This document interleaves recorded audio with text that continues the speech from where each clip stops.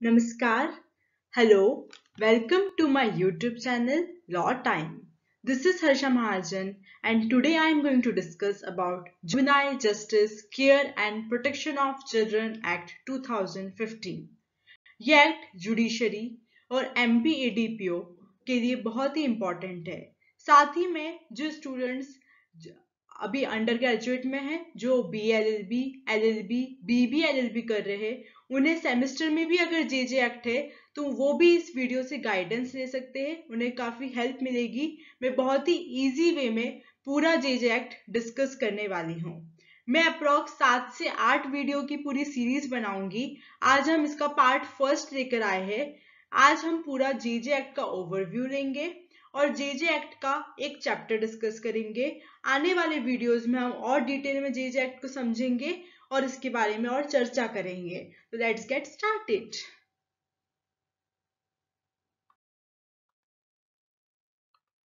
किसी भी एक्ट को स्टार्ट करने से पहले हम उसका प्रियम्बल देखते हैं। इस एक्ट का प्रियम्बल कहता है टू कंसोलिडेट। सबसे पहले हम क्या कर रहे हैं? कंसोलिडेट कर रहे हैं, अमेंड कर रहे हैं। Consolidate, amend the law relating to children alleged and found to be in conflict with law and children in need of care and protection. आगे की स्लाइड में हम डिस्कस करने वाले हैं कि इस पूरे JJ एक्ट में दो टाइप के चाइल्ड्स की बात करी है। एक चाइल्ड कॉन्फ्लिक्ट विथ लॉ और child in need of care and protection. ये इसको हम डेफिनेशन क्लॉज में भी डिस्कस करेंगे और आगे की वीडियोस में भी। मतलब पूरे JJ एक्ट में ये दो टर्म्स आपको हम बार बार दिखेंगे। By catering to their basic needs, उनको बेसिक नीड्स देंगे, proper care, protection, development, treatment, social reintegration. By adopting, adoption का भी एक पूरा चैप्टर है। Child friendly approach in the adjudication and disposal of matters. और पूरा ये बड़ा सा प्रियम्बल दिया है। ये प्रियम्बल अपने को इतना इंपॉर्टेंट नहीं है, पर एक ओवरव्यू लेने के लिए प्रियम्बल बहुत इंपॉर्टेंट है।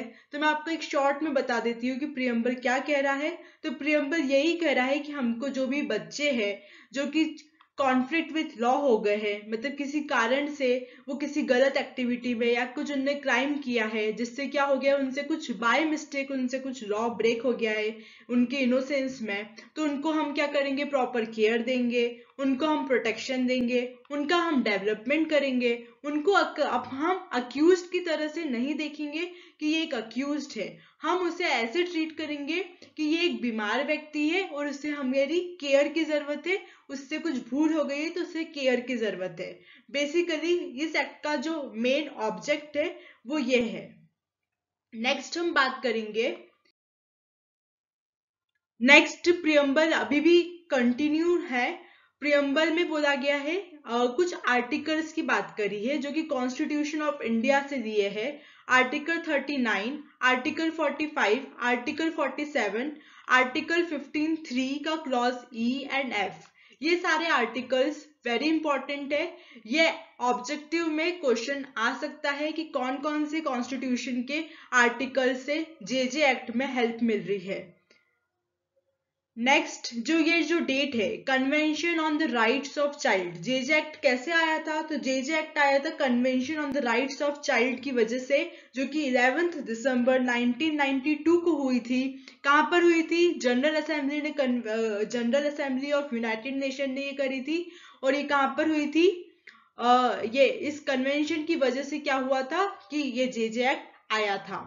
तो ये डेट भी बहुत इंपॉर्टेंट है एग्जाम में। तो एग्जाम में कॉन्स्टिट्यूशन का आर्टिकल पूछ सकते हैं और ये 11 दिसंबर वाली डेट पूछ सकते हैं।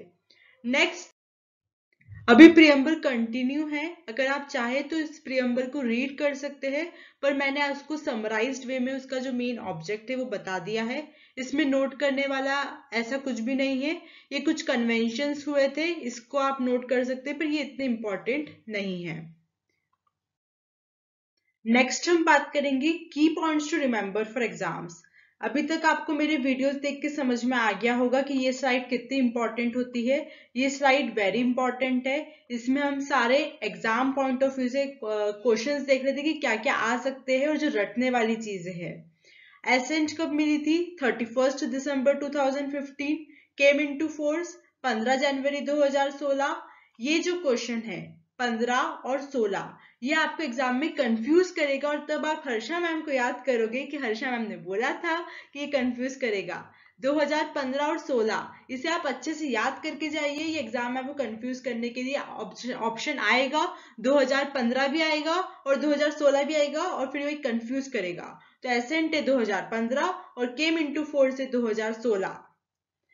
फिर convention on the rights of child convention हुआ था जो कि हमने प्रियम्बल में देखा, वहां से हम ये डेट लाए हैं 11 दिसंबर 1992 को कन्वेंशन हुआ था, उससे जे एक्ट आया था, तो ये डेट भी एग्जाम में आ सकती है। एक्ट नंबर है इसका 2। साथ ही में हम ये भी देख रहे थे कि सीआरपीसी का भी एक्ट नंबर क्या है 2 है। Next total number of section 112 और टोटल नंबर ऑफ चैप्टर 10। ये 112 और 10 देखिए आपको बिल्कुल भी डरने की जरूरत नहीं है, हम पूरे इस एक्ट को अच्छे से एक एक सेक्शन को डिटेल में स्टडी करेंगे, so no need to worry, हम सारे सेक्शंस को अच्छे से याद करेंगे। सबसे पहले हम इस एक्ट का ओवरव्यू ले लेंगे, ओवरव्यू से हमको पूरा एक्ट क्लियर हो जाएगा। इसके जो इतना मोटा जो एक्ट है हमको इससे डरने की बिल्कुल भी जरूरत नहीं है, ये बहुत ही सिंपल सा एक्ट है और इसमें जो 10 चैप्टर्स है उनका हम बाइफरकेशन देख रहे थे जिससे हमको इसको लर्न करना और समझना बहुत ही इजी हो जाए। तो जे एक्ट में 3 टाइप के लोगों की बात करी है, 3 types of children has been discussed under J act. तो हम उसका क्लासिफिकेशन देख रहे थे कि किस टाइप से क्लासिफिकेशन किया गया है। सबसे पहले है child in conflict with law, CCL। अब आगे मैं इसको CCL बोलूंगी शॉर्ट में और लिखूंगी भी CCL, child in conflict with law.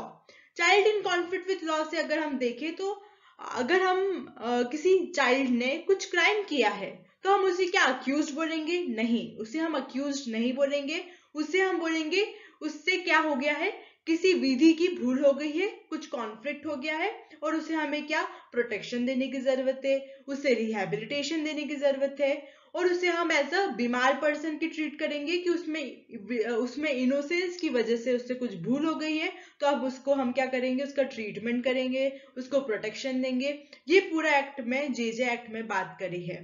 तो सबसे पहले है child conflict with law. Second है child in need of care and protection. Need of care and protection को हमने बोला है CNCP।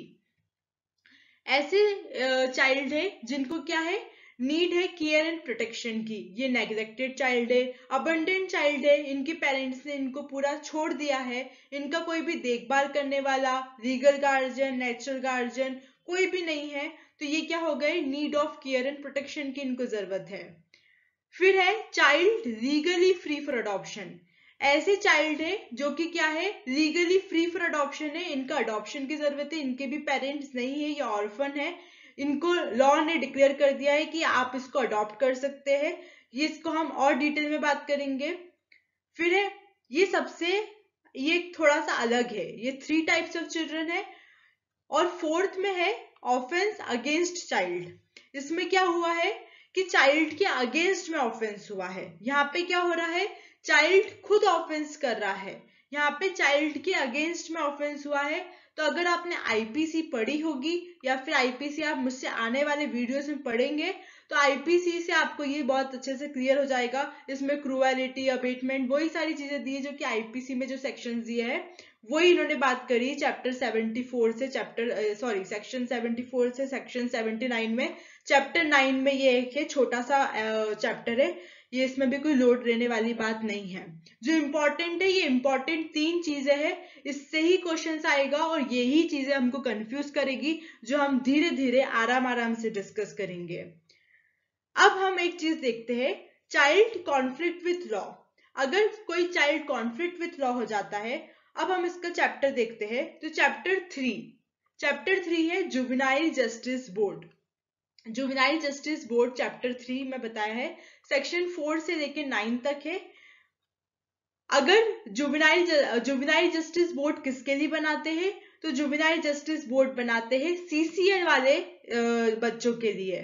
और इसकी जो प्रोसीजर है कि इसका जो भी प्रोसीजर है वो चैप्टर 4 में दिया है। चैप्टर 4 बताता है प्रोसीजर रिलेटेड टू CCL, ये है सेक्शन 10 से सेक्शन 26 तक, ये है चैप्टर 4।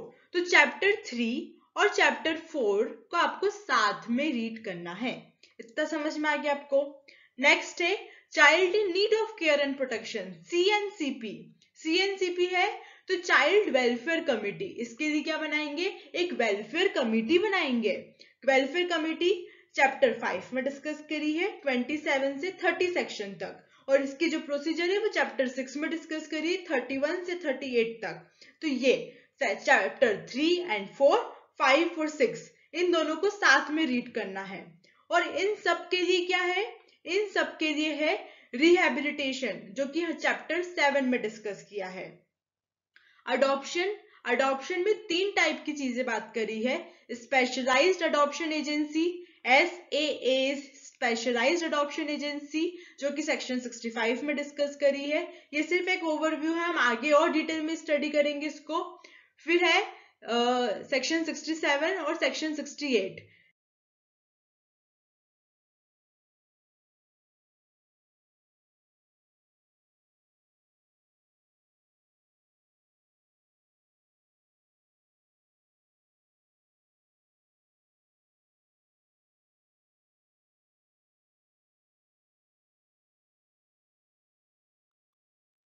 अब हम चैप्टराइजेशन देख रहे थे कि चैप्टराइजेशन बैरेट में कैसे डिस्कस किया है, वो हमने हमारी अंडरस्टैंडिंग के लिए देखा था। अब हम चैप्टराइजेशन बैरेट के अकॉर्डिंग देख रहे थे, जो कि एग्जाम में आएगा। चैप्टर 1 है प्रिलिमिनरी, ये अभी हमको सभी को पता है, इतने सारे एक्ट पढ़ते पढ़ते हमको पता चल गया है कि सेक्शन 1 और 2 प्रिलिमिनरी होता है। फिर सेक्शन 3 है general principles of care and protection of children, इसमें 16 प्रिंसिपल्स दिए हैं जो हम आगे डिस्कस करेंगे। सिर्फ एक ही सेक्शन का चैप्टर है ये। फिर नेक्स्ट है जुवेनाइल जस्टिस बोर्ड, JJB, जो हमने पहले डिस्कस किया, JJB। चैप्टर 3 है JJB, और चैप्टर 4 क्या है, उसकी प्रोसीजर दी है children in conflict with law, CCL वाले चिल्ड्रंस की हमने बात करी, इसकी प्रोसीजर। और इन दोनों का रिहेबिलिटेशन कौन करेगा, तो चैप्टर 7 में रिहेबिलिटेशन एंड सोशल इंटीग्रेशन की बात करी है, जो कि सेक्शन 39 से सेक्शन 55 तक है। Next chapter 5 child welfare committee, ये सेक्शन 27 से सेक्शन 30 तक है। इसमें बताया है CWC कमिटी की बात करी है, और इससे रिलेटेड क्या है, children in need of care and protection की प्रोसीजर दी है सेक्शन 31 से सेक्शन 38, और इन दोनों का भी रिहेबिलिटेशन कौन करेगा, चैप्टर 7 में इसका रिहेबिलिटेशन होगा। नेक्स्ट इज चैप्टर 8 में अडॉप्शन की बात करी है 56 से 73 तक। इसमें हमने 2-3 सेक्शंस बहुत इंपॉर्टेंट है जो हम आगे डिस्कस करेंगे, specialised adoption agency, central adoption agency, state adoption agency, ये सब हम डिस्कस करेंगे। सेक्शन 9 है ऑफेंस अगेंस्ट चाइल्ड, 74 से 89 तक है। और चैप्टर 10 है मिसलेनियस, 90 से 112, जो कहीं भी फिट नहीं हो पाया तो उसे हमने मिसलेनियस में डाला है। ये चैप्टर 10 पूरे मैंने बताया आपको। इससे क्वेश्चन आ सकता है, चैप्टर स्कीम आ सकती है कि कौन से चैप्टर में क्या दिया है, कौन सा सेक्शन से कहां तक है, तो ये सब आपको याद करना है। अगर आप इसे याद कर लेंगे तो आगे आपका एक्ट पढ़ना भी इजी हो जाएगा, और उसे हमको अंडरस्टैंड करना भी इजी हो जाएगा। तो एग्जाम पॉइंट ऑफ व्यू से और अंडरस्टैंडिंग पॉइंट ऑफ व्यू से भी ये चैप्टर स्कीम याद करना बहुत जरूरी है। नेक्स्ट सेक्शन 1 से हम स्टार्ट करते हैं। अब ज्यादा डिस्कस नहीं करेंगे, हम छोटी छोटी चीजें हम और डिस्कस कर लेते हैं, फिर हम इस वीडियो को कंप्लीट करेंगे। सेक्शन 1 है short title, extent, commencement and application. तो हमने देख ही लिया कि इसका एक्ट का नाम क्या है, तो juvenile justice care and protection of children act 2015 है इसका नाम। इसका एक्सटेंट 31 अक्टूबर 2019 से होल ओवर इंडिया हो गया है। केम इनटू फोर्स 15 जनवरी 2016।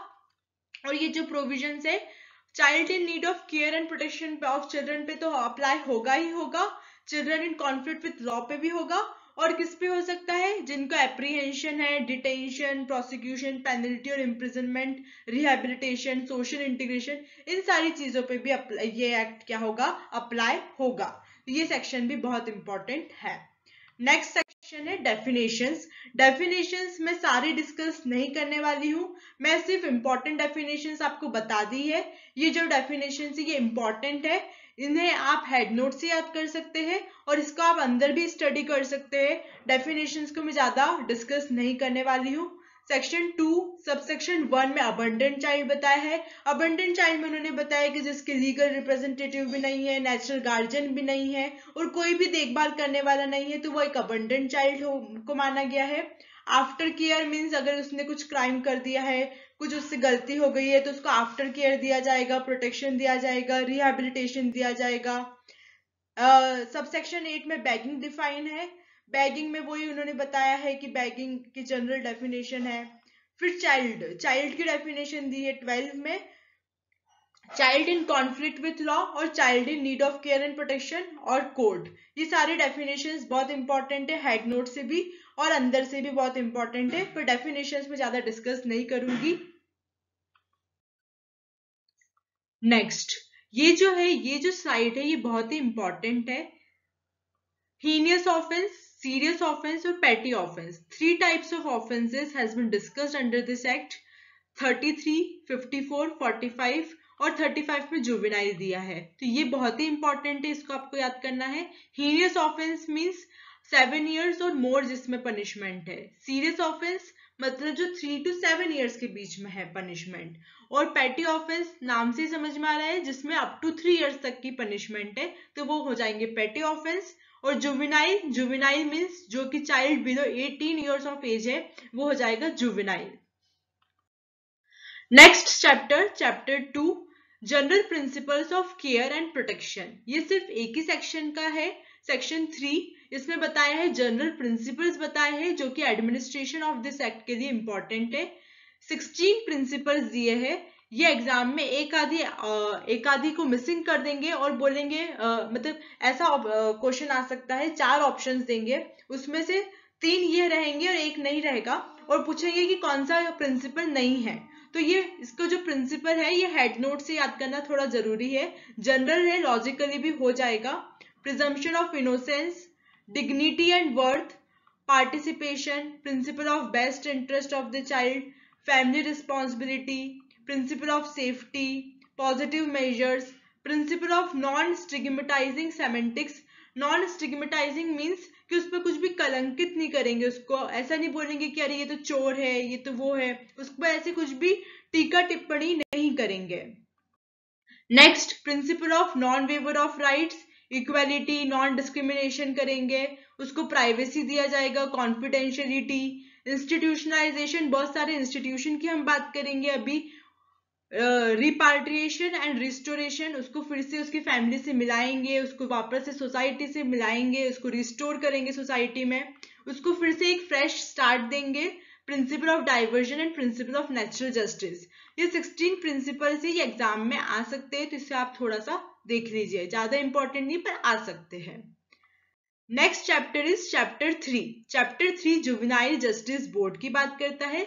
सेक्शन 4 से सेक्शन 9 तक है ये चैप्टर, और ये चैप्टर वेरी वेरी इंपॉर्टेंट है, इससे क्वेश्चंस आते ही आते हैं। सेक्शन 4 में बताया है जुवेनाइल जस्टिस बोर्ड का कॉन्स्टिट्यूशन कैसे होता है। तो कॉन्स्टिट्यूशन सबसे पहले कौन करेगा, स्टेट गवर्नमेंट करेगा, और इसमें कौन कौन होगा, कंसिस्ट ऑफ MM और JMFC, और इसको क्या बोलेंगे, प्रिंसिपल मजिस्ट्रेट बोलेंगे। क्या बोलेंगे, प्रिंसिपल मजिस्ट्रेट साहब बोलेंगे इसको, और इसके पास क्या होना चाहिए, 3 years का एक्सपीरियंस होना चाहिए। पर क्या नहीं हो सकता, तो CJM और CMM नहीं हो सकता प्रिंसिपल मजिस्ट्रेट। प्लस इसमें कौन होगा, तो इसमें 2 टाइप के सोशल वर्कर्स होंगे, 2 सोशल वर्कर्स, उसमें से एक जो है वो वुमन होना मस्ट है। नेक्स्ट इज जो भी सोशल वर्कर है उनका जो एक्सपीरियंस है वो क्या होना चाहिए, हेल्थ, एजुकेशन, वेलफेयर से रिलेटेड हो सकते हैं वो, और उनके पास कितना 7 years का एक्सपीरियंस होना चाहिए, या फिर उनके पास लॉ की डिग्री हो, चाइल्ड साइकोलॉजी, साइकेट्री, सोशियोलॉजी, इनसे रिलेटेड डिग्री हो। इसमें एक्सपीरियंस की जरूरत नहीं है, क्योंकि जब उन्हें डिग्री ली होगी तो उनके पास एक्सपीरियंस अपने आप आ गया होगा।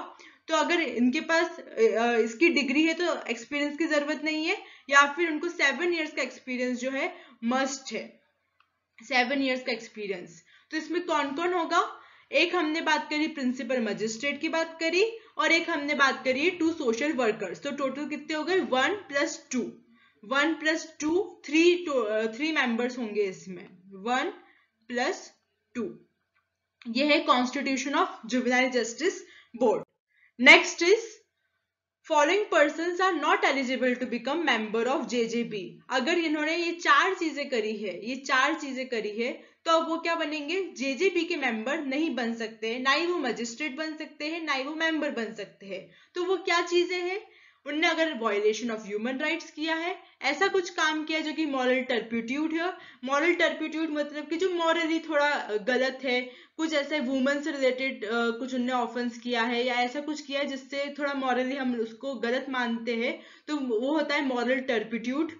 रिमूव्ड और dismissed from service by central government और स्टेट गवर्नमेंट। वो ऐसी कोई जॉब करते थे जो कि स्टेट गवर्नमेंट या सेंट्रल गवर्नमेंट की है, और अब उसको क्या कर दिया है? रिमूव कर दिया है या डिसमिस कर दिया है। तो वो क्या हो जाएंगे? डी एलिजिबल हो जाएंगे to become the member of the JJB. Child abuser रहे हैं वो, या फिर एम्प्लॉयड उन्होंने चाइल्ड लेबर को एम्प्लॉय किया है, या any other violation of human rights, या फिर कोई इमोरल एक्ट किया है, तो भी वो क्या हो जाएंगे? एलिजिबल नहीं रह जाएंगे, वो जेजेबी के मेंबर नहीं बन सकते। इनका जब भी इनका अपॉइंटमेंट होगा, अपॉइंटमेंट के विद इन 60 डेज इनको प्रॉपर ट्रेनिंग दी जाएगी कि चाइल्ड के लिए आपको कैसे वेलफेयर के लिए काम करना है, जेजेबी में आपको कैसे काम करना है। पूरा इनका एक ट्रेनिंग सेशन होगा, और ये training session with in 60 days होगा। ये with in 60 days very important point है। ये रिजाइन कर सकते हैं, रिजाइन एज में बी प्रिस्क्राइब्ड। टर्मिनेशन, इनको टर्मिनेट भी किया जा सकता है। टर्मिनेट कब किया जाएगा? टर्मिनेट के भी 4 पॉइंट्स है। अगर उन्होंने मिसयूज ऑफ पावर किया है, अंडर दिस एक्ट उनको बहुत सारे पावर्स दिए जाएंगे जो कि हम आगे पढ़ेंगे। तो अगर उन्होंने मिसयूज ऑफ पावर किया है तो इनको क्या कर सकते हैं? आप टर्मिनेट कर सकते हैं। ये एब्सेंट है 3 मंथ से, ये गायब है और विदाउट एनी रीजन, किसी कुछ पता नहीं है, और ये गायब है 3 मंथ से, तो भी इनको टर्मिनेट किया जा सकता है। या फिर साल भर में उनकी 75% अटेंडेंस भी नहीं है। अपन जैसे कॉलेज में बोलते हैं 75% अटेंडेंस इज मस्ट, तो जेजेबी में भी 75% मतलब 3/4 अटेंडेंस मस्ट है, और becomes ineligible under sub section 4 during the term. अगर वो इस वाले में वो हो गए डी एलिजिबल हो गए, तो फिर वो क्या हो जाएंगे? टर्मिनेशन के लिए लायबल हो जाएंगे, उनको टर्मिनेट कर दिया जाएगा। नेक्स्ट सेक्शन है placement of person who ceases to be child during process. देखिए, इसको हम एक इलस्ट्रेशन से समझते हैं। ए नाम का पर्सन है, इसने कुछ क्राइम किया है, और ये अभी क्या है? 18 ईयर्स के अंडर का है, मतलब समझ लो कि 17 ईयर्स का है। पूरी ट्रायल चली, पूरी प्रोसेस हुई, आपको तो पता ही है कोर्ट कचहरी में कितना टाइम लगता है। अब ये हो गया 21 ईयर्स का, पर अभी भी कोर्ट कचहरी चल रही है, तो क्या करेंगे? अब इसका ट्रायल कैसे करेंगे? तो इसका ट्रायल ऐसे ही करेंगे, ऐसा ही माना जाएगा कि वो अभी भी चाइल्ड है, मतलब जेजे एक्ट ही फॉलो होगा, अभी भी चाइल्ड जैसा ही उसको ट्रीट करेंगे। Section 6 Placement of persons who committed an offence when person was below the age of 18 years। ये भी ऑलमोस्ट सेम ही है। उसने क्राइम कब किया था? जब वो 18 ईयर्स का था। अब वो 18 ईयर्स का नहीं है, पर उसने जब क्राइम किया था तब वो 18 ईयर्स का था। तो अब उसको क्या करेंगे? या तो उसको बेल दे देंगे, या अगर बेल नहीं दे रहे हैं तो फिर उसको प्लेस ऑफ सेफ्टी में ट्रांसफर कर देंगे। ये ज्यादा इंपॉर्टेंट नहीं, 5 और 6 ऑलमोस्ट सिमिलर है, ज्यादा इंपॉर्टेंट सेक्शंस ये नहीं है। Section 7 procedure in relation to board. Procedure, अब हम बताएंगे कि बोर्ड की क्या है, प्रोसीजर क्या है, क्या प्रोसीजर फॉलो करेगा बोर्ड। तो जो भी है इनकी प्रोसीजर जो बताई है, क्या बताई है कि जो भी मीटिंग्स है, ट्रांजेक्शन है, जो भी है, एज में भी प्रिस्क्राइब्ड। इन्होंने प्रोसीजर का यही बोला है, एज में भी प्रिस्क्राइब्ड, तो इसमें भी कुछ ज्यादा इन्होंने बोला नहीं है। पर जो इंपॉर्टेंट चीज है वो ये है कि अगर जो भी डिस्पोजल करना है तो उसमें क्या होना चाहिए? 2 मेंबर्स का होना जरूरी है, उसमें से एक प्रिंसिपल मजिस्ट्रेट होना चाहिए। और अगर कुछ कॉन्फ्लिक्ट होता है तो जो है मेजोरिटी का रूल प्रिवेल करेगा, जो भी मेजोरिटी ने बोला वो प्रिवेल करेगा। अगर मेजोरिटी नहीं हो पा रही है तो वीटो पावर किसको रहेगा? प्रिंसिपल मजिस्ट्रेट को रहेगा। बस इतना ही बोला है प्रोसीजर में। Next section is section 8 powers, functions and responsibility of the board. Powers, इनके पास जो भी पावर्स है, जो भी ये पावर्स करते हैं, इनको एक्सक्लूसिव पावर्स है to try the matters relating to children in conflict with law. और कौन कर सकता है? इनके जो पावर्स है ये जेजेबी के जो भी पावर्स है, हाई कोर्ट भी कर सकता है एक्सरसाइज। कब? जब वो अपील और रिवीजन करेगा अंडर सेक्शन 19। और एक सोशल इन्वेस्टिगेशन रिपोर्ट, ये बहुत इंपॉर्टेंट है। बाकी बहुत सारे पावर्स दिए हैं, वो बहुत सारे पावर्स दिए हैं, उसको मैंने डिस्कस नहीं किया है क्योंकि वो इंपॉर्टेंट नहीं है बिल्कुल भी। इसमें सिर्फ एक ही चीज इंपॉर्टेंट है जो कि ई वाला पॉइंट है, social investigation report with in 15 days बनाएंगे। उस रिपोर्ट में यही बताएंगे कि उस चिल्ड्रन का जो भी कंडक्ट वगैरह है कि वो सोसाइटी से कैसे मिल रहा है, उसका जो भी what ever be the conduct of the child, वो सारी चीजें हम सोशल इन्वेस्टिगेशन रिपोर्ट में डिस्कस करेंगे। पूरी एक रिपोर्ट बनाएंगे और उसको क्या करेंगे? सबमिट करेंगे जेजेबी को। कौन करेगा? ये जो भी ऑफिसर्स है, बहुत सारे ऑफिसर्स बताए हैं, वो सारे ऑफिसर्स इसकी रिपोर्ट प्रिपेयर करेंगे और जेजेबी को सबमिट कर देंगे। Next section 9, procedure to be followed by magistrate who has not been empowered under this act. अगर ऐसे किसी, हमने क्या पढ़ा था कि क्या होना चाहिए? प्रिंसिपल मजिस्ट्रेट होना चाहिए, 3 इयर्स का एक्सपीरियंस होना चाहिए, वो सब हमने बात करी है। अगर ऐसे किसी जज के पास आ जाता है केस जो कि एम्पावर्ड नहीं है, तो वो क्या करेगा? तो वो इमीडिएटली चाइल्ड को क्या करेगा? अलॉन्ग विद द रिकॉर्ड जो भी उसने करा है वो सब क्या कर देगा? ट्रांसफर कर देगा, जो भी कॉम्पिटेंट अथॉरिटी है उसको ट्रांसफर कर देगा। और मीनवाइल अगर उसको शेल्टर वगैरह की जरूरत है, सेफ्टी होम की जरूरत है, तो उसको प्लेस ऑफ सेफ्टी में ट्रांसफर करवा देगा। अब हम नेक्स्ट, ये चैप्टर 3 पूरा कंप्लीट हुआ। चैप्टर 3 में हमने सेक्शन 4 से सेक्शन 9 डिस्कस किया और हमने पूरा एक quick overview of the JJ act आज हमने डिस्कस किया है। नेक्स्ट चैप्टर 4 हम नेक्स्ट वीडियो में बात करेंगे, जो कि मैं मोस्ट प्रोबेबली नेक्स्ट आज परसों तक मैं नेक्स्ट वीडियो डाल दूंगी। इसमें हम सेक्शन 10 से सेक्शन 26 तक डिस्कस करेंगे, जो कि प्रोसीजर बताया है children in conflict with law. इसमें आपको कोई भी क्वेरी है, कोई भी क्वेश्चन है, तो आप मुझे कमेंट सेक्शन में पोस्ट कर सकते हैं या फिर आप मुझे इंस्टाग्राम पे मैसेज भी कर सकते हैं। इंस्टाग्राम की आईडी आप मुझे डिस्क्रिप्शन बॉक्स में दे सकते हैं। और मैं आपको ऐसे भी बता देती हूँ, मेरे इंस्टाग्राम की आईडी है लॉ टाइम बाय हर्षा महाजन 2021। इसमें मैं डेली क्विज भी कंडक्ट कराती हूँ, तो आप इसे ज्वाइन कर सकते हैं, फॉलो कर सकते हैं। लॉ टाइम का अगर आपने सब्सक्राइब नहीं किया है तो आप मेरे चैनल को सब्सक्राइब कर लीजिए। फिर मिलेंगे नेक्स्ट वीडियो में नेक्स्ट चैप्टर के साथ। तब तक के लिए अपना ध्यान रखिए, खुशियां बांटते रहिए। जय हिंद।